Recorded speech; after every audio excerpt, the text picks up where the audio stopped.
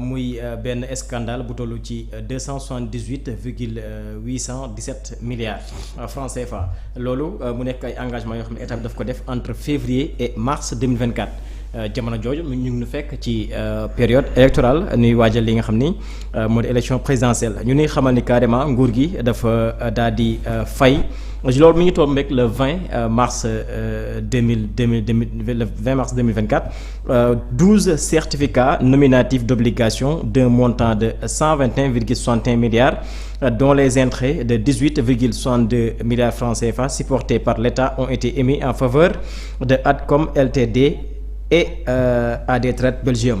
Ces deux entités contrôlées par la famille peut-être spécialisée dans la vente de matériel de sécurité waaye tamit yemul foofu mu ngi xamal ni 3 jours après selon Libération soit le 29 mars 2024 soit 5 jours après la présidentielle un montant de 14,83 milliards francs CFA a été trisé au niveau de la BICIS pour le financement de fournitures d'équipements de sécurité. L'opération engendre des intérêts de 2,137 milliards toujours supporté par l'État. Alors John lan nga nu mën a leeral par rapport ak li nga xam ni moom la ñu Libération di nu xëyle nag tey jii di ñu xam ne jamono joo ba ñuy préparé di dem ca li nga xam ne nag moo di ca mbañ gàcce ga ak ba nu fa demee ba génn ci élection présidentielle yi état bi moom tegoon na ay programme yoo xam ni dafa yëngatu ci wàllub jëndub arme ba toll ci loo xam ni mi ngi toll ci 278,817 milliards francs CFA. waaw Abi bondogu ñun des na tuuti. alors xam nga dans ce pays. des na tuuti mais daa mel ni émission bi léegi mu jeex. waaw léegi mu jeex li tax ma ne la man des fois damay am problème. xam nga nit ku def commande moom rek moo la mën a wax moo la mën a justifier li nga xamante moom mooy besoin commande bi. alors looy commander c'est-à-dire c'est des armes l'objectif c'est quoi. et quand je dis commande bi objectif bi il faut savoir contextualiser c'est-à-dire que mu ngi toll ci période boo xamante ne c'était vers ñu ngi nekk ci élection présidentielle di ko waaj. D'accord, l'élection a été reportée, on est au mois de février en principe ci la waroon am. Blocage dysfonctionnement institutionnel am na ñu renvoyé ko conseil constitutionnel nekk fii député yi nekk fële présidence nekk fii. wala coow li nekk fii ñëpp di ku ne di nekk dans une incertitude totale. Je dis bien dans une incertitude totale. L'incertitude c'est quoi? ñëpp bëggoon nañu élection am mais kenn wóorul ndax élection dina am. D'accord, alors ci loolu ñu gis ne yow yaa ngi waaj a dem looy commandé ay armes. léegi armes yooyu soo leen commandé wala yow c'était quoi l'objectif, c'est quoi l'intérêt? Parce que commande yooyu noonu lu dul enquête bu xóot mënul la génnee lan la ci jublu. Parce que man xam nga c'est pas la première fois que l'État du Sénégal commande ay armes. ñaata yoon depuis que notre république existe ni nga jëndee ay armes. mosoo dégg coow li. lu tax léegi nga dégg coow li lu tax li jóg ci kaw. parce que Pérez boobu moi je ne le connais pas mais man déggal naa ko ci ay détails. waaw ci ay détails. parce que je me rappelle bien Ousmane Sonko mos na def benn conférence de presse muy tudd la famille Pérez.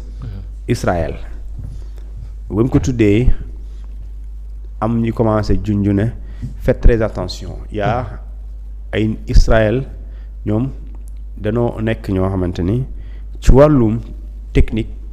ci wàllum xarañte ci wàllum également li ñu tuddee espionnage. C'est-à-dire que sëñ bi chef lañ bokk nañ ci ñu gën a pare soo bëggee xam ñan ñoo gën a aay ci wàllum tappale wala gaañ nit ray ko.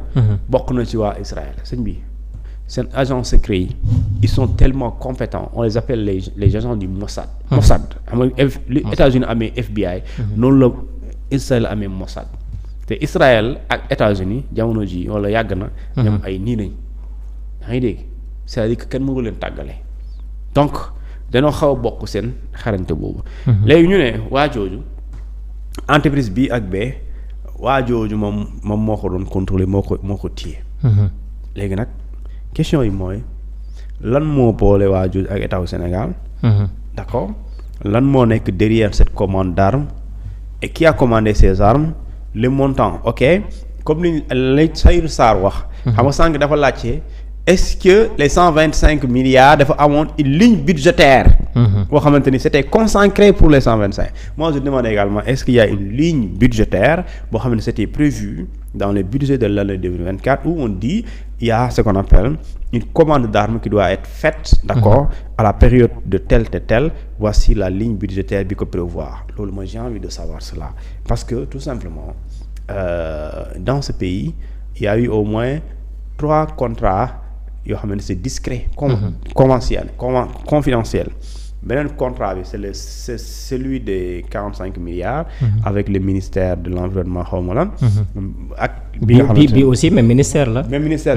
Bon, alors maintenant on va voir le ministère on va voir ana armée yi xanaa léegi agent eaux et forêts yi léegi am nañu ay pistolet ay fetal. wax dëgg yàlla ak grenade yu doy. waaw ay lii ay aussi ñu tuddee appareil survolé comment on appelle ça encore. drone voilà. xam nga léegi jamono ji foofu lañ toll. ay drone kon certainement les agents des eaux et forêts am ngeen ay drone am ngeen ay armes. mën ngeen surveiller forêt yi. doy na waatal en tout cas Thioune tey ñi nga xam ne ñoom ñoo nekk fële ci assemblée nationale yor li nga xam ne nag moo di la commission des lois lu ci mel ni bu affaires étrangères tey ñi ngi woon fële. ànd seek li nga xam ne nag moo di wàllu décentralisation du travail des droits humains ñu ngi doon waxtaanee wala di examiner le projet de loi numéro 3/2025 autorisant le président de la République à ratifier la convention entre le gouvernement de la République du Sénégal et le gouvernement du Royaume du Maroc sur l'assistance aux personnes détenues et sur le transfèrement des personnes condamnées signé le 17 décembre 2004 à Rabat. Alors Thioune ginnaaw bëgg commission bi daal di saytoo maanaam la commission des lois lan mooy doon li nga xam ne nag moo di suite bi fële ci assemblée nationale. waaw c'est-à-dire dafa am xam nga amoon na depuis 2004 voilà. Soit 21 ans plus tard. Alors pour la forme am na mais jëmmuluñu ko. léegi ça sert à rien. De créer de s'accorder sur une convention et que cette convention ne soit pas active, qu'elle ne soit pas mise en vigueur. Alors c'est dès l'instant que nga ñëw nag ça te permettra soo ko adopté à l'Assemblée nationale pour liñ ci dëxëñ ñu appliquer ko suñ ko appliquer nag lii ma lay wax lay jur mooy yombal d'abord transférer maanaam jottalante maanaam ay ñoo xamante ni yoon daf leen teg loxo wala yoon da leen di topp yoon téye leen wala yoon daan leen. mooy le transfèrement des personnes détenues ak lu ñu tuddee l'assistance des personnes nit yi nga xamante ni dañoo am jafe-jafe ak yoon. le transfèrement des personnes condamnées à l'assistance des personnes yi nga xamante ni c'est des personnes détenues. personnes détenues si la mooy koo xamante ni yoon daf koo téye. yoon daf ko téye xam nga boo nekkee police. Assane Diouf fu mu nekk jamono ji. mi ngi police. il est détenu. xam nga il n'est pas condamné. moom dañ ko téye c'est la détention. il est en détention.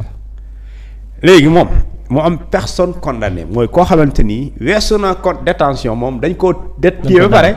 daan ko yoon ne yaa def lii 2 ans condamné léegi ak koo xamante ni. jàpp nañ ko mais atteeguñu ko soit il est en détention provisoire. soit mu ngi ci police bi wala jàpp nañ ko def nañ ko garde à vue. détention ñuy xaar autorités sénégalaises yi li ñuy wax ci moom pour ñu delloo. ñu ne léegi ñi nga xamante noo nekk il se peut tey sénégalais bi dem Maroc. mu nekk commerçant ñu ne ko fii kenn du fi jaay d'accord mu dem jaay après ñu jàpp ko. léegi Maroc ne léegi ku ñu jàpp ci. kuy jaay ci mbedd place bi dañ lay rapatrier sa réew d'origine. xam nga bu ñu ko jàppee autorité sénégalais dañu ko war a assister pour ñu rapatrier ko pour ñu delloo ko réewum Sénégal kooku boo ko jàppee indi ko fii doo ko tëj. kooku soo ko indee doo ko tëj de waa jooju doo ko tëj da nga koy bàyyi delloo mu ñibbi parce que kooku justice tëju ko. justice li mu ko wax mooy non réewum Maroc daanu ko li mu wax mooy fii doo fi jaay ku fi jaay ñu delloo la sanction bi rapatriement la. léegi bu fekkente ne nga par exemple mën nga aussi nekk Maroc nga def erreur li yoonu Maroc tere. jàpp la tëj la d'accord ñu tëj la dugal la ci kaso bi tu es en détention provisoire atteeguñ la ñu ne léegi waa ji mu ngi fi waa justice ne léegi atte leen ko après ngeen delloo ñu ko ñun après bëgg nañ mu ñibbisi. incha allah léegi ci projet de loi bi nga baal ma doguma la. est-ce que tey jii bu fekkee am na ku nekk foofu sa Maroc.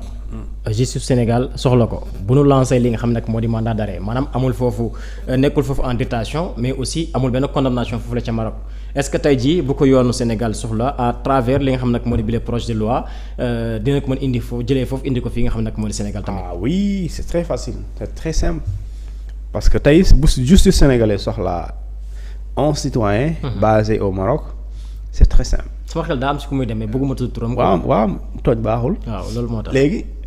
parce que da ngaa wóor moo tax boo saraxee sa contrôle ñëw joxe ko tamit baaxul alors li nga xamante ni mooy li am mooy bu justice sénégalaise maanaam le juge sénégalais très simple si là juge sénégalais bu soxlaa nit te mu nekk Maroc dafay bind benn li ñuy tuddee dafay def li ñuy tuddee une commission rogatoire loolu président mënu ko premier ministre mënu ko ministre mënu ko juge rek moo ko mën pouvoir boobu juge kese moo ko am léegi moom dafay bind li nga xamante ne moom mooy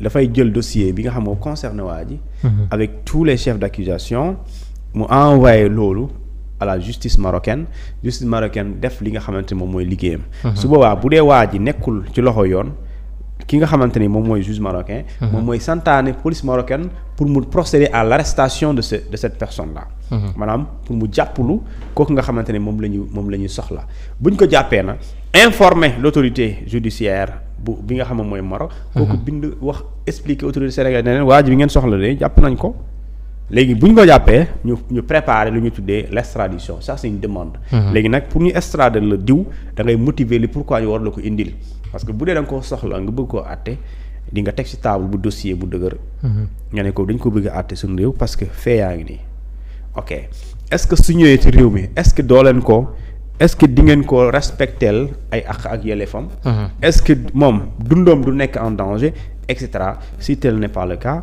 après ñu procéder à l'extradition léegi su boobaa nag yow waa réew mi yow mi demandé sa doom boobu yaa xam loo ciy def ginnaaw bi nga joxe toutes les garanties dina respecter droit am dina am procès équitable juste également dina am également lu ñu tuddee sàmmanto ak dundam maanaam kenn du attenter à ça à ce qu'on appelle à sa vie et loolu su boobaa indi ko muy diw ak neneen pour mu ñëw dafay yomb. alors ba tey ci mbirub Macky Sall nañu des ndax keroog gis nañu le porte-parole du gouvernement daal di génn dina xamal ni moom Macky dina